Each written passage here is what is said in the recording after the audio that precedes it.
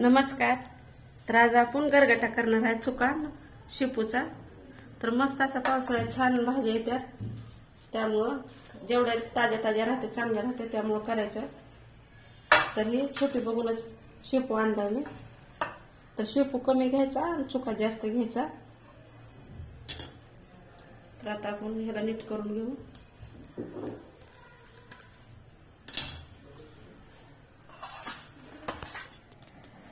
तर चुका शेपू नीट करून घेतलाय.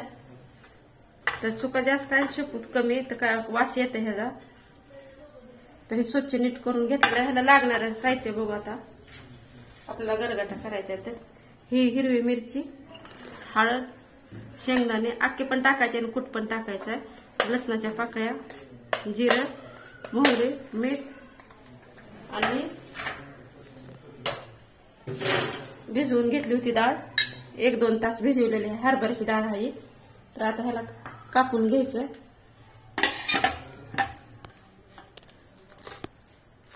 छान अशी बारीक कट करून घ्यायचं शेपू. पण नेहमीच करता तसं भाजी.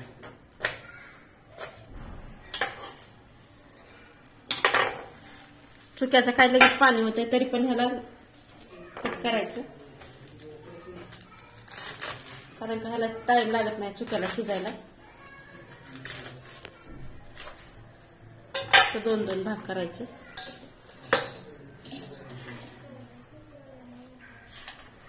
आता इकडे गॅस पेटवून घेऊन कुकर ठेवलंय मी.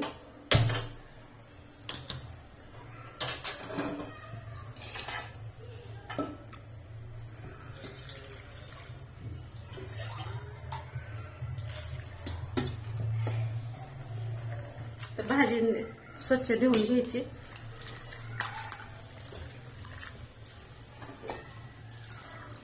तर दोन्ही बी मिक्सच केलेत मी भाज्या. हे धुवायला पण असं एखाद्या टोपल्यात काढायचं जाळीच्या, म्हणजे पाणी सगळं आपलं हे निसरून जाते.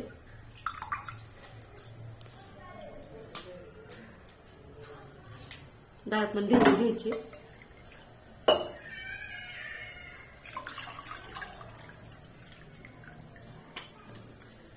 तर आता कुकर ठेवलंय तर भाजी टाकून घेऊ.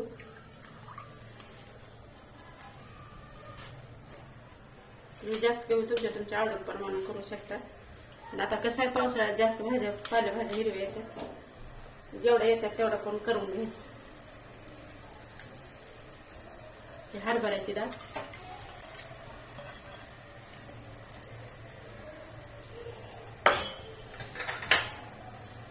थोडे शेंगदाणे अख्खे पण असे छान लागतात.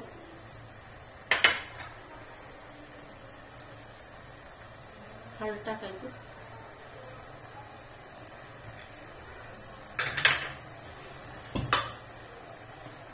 आणि हिरवी मिरची बी ताजीच आहे.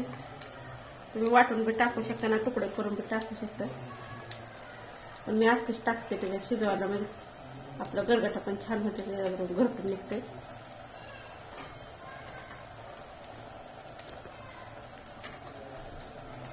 तिखट सपक तुमच्या आवडीनुसार टाकू शकता तुम्ही. तर ही तिखटच आहे मिरची, कारण का आंबूस असल्यामुळे ह्याला तिखटच लागते मिरची.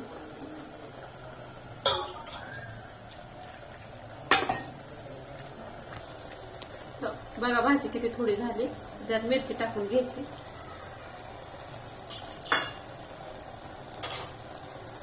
आणखी मी पाणी ती बसलं नाही, त्याच्या अर्धच पाणी आहे. छान असं हलवून घ्यायचं. त्याला पाणी जास्त लागत नाही, थोडंसंच लागतंय पाणी.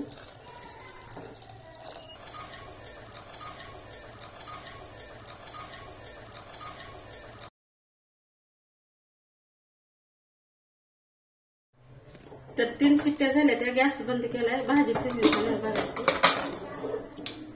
तर मस्त भाजी शिजली. तर ह्याला अशा मोठ्या एका ताटात काढून घ्यायचं.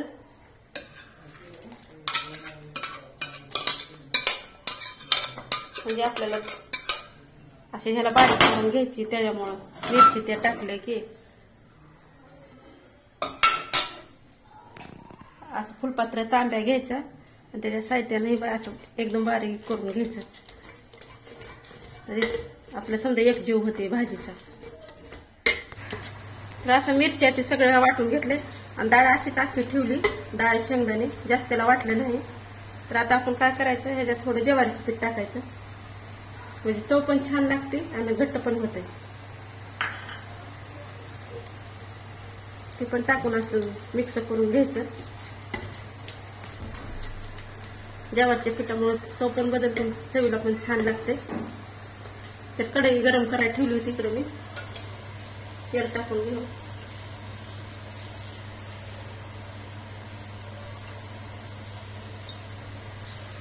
तर ते तुमच्या आवडीनुसार जास्त कमी करू शकता. ते तसं तर पाल्या भाज्यात जास्त तेल वापरत नाही.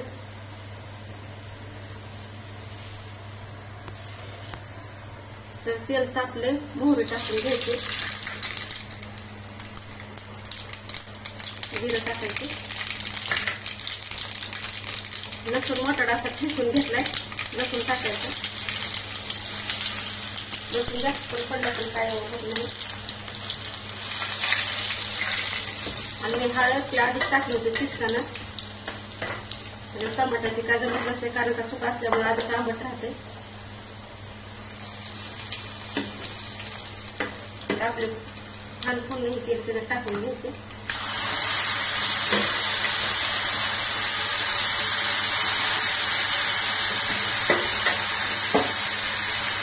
मस्त असं गरगटात छान लागते.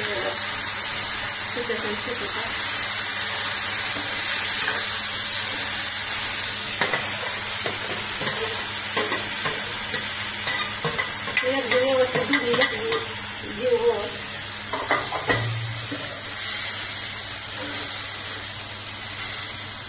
पाणी गरम करायला ठेवलं होतं इकडे साईडला त्या कुकरमध्ये.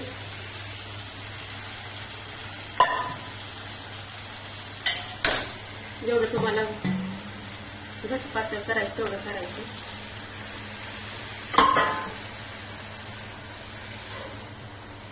छान हलवून घ्यायचं. तर मी मीठ टाकलं नव्हतं, मीठ टाकून घ्यायचं. शेंगाचं कूट पण टाकलेलं नाही तर मोठ्याला शेंगदाण्याचं कूट टाकायचं. कारण का कच्चे आपण आधी शेंगदाणे टाकले त्यामुळे जास्त टाकायचं नाही.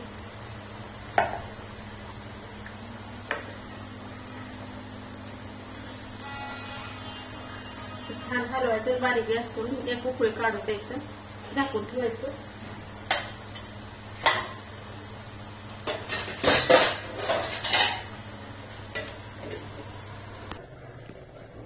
तर 5 मिनिटं असं शिजायला ठेवली होती फोडणी देऊन. तर छान आपले एक सारखे झाले, एक जीव झाले भाजीचा. आता गॅस बंद करून काढून घेऊ. मस्त दिसायला लागली, खायला पण एकदम चविष्ट लागते, आंबटते.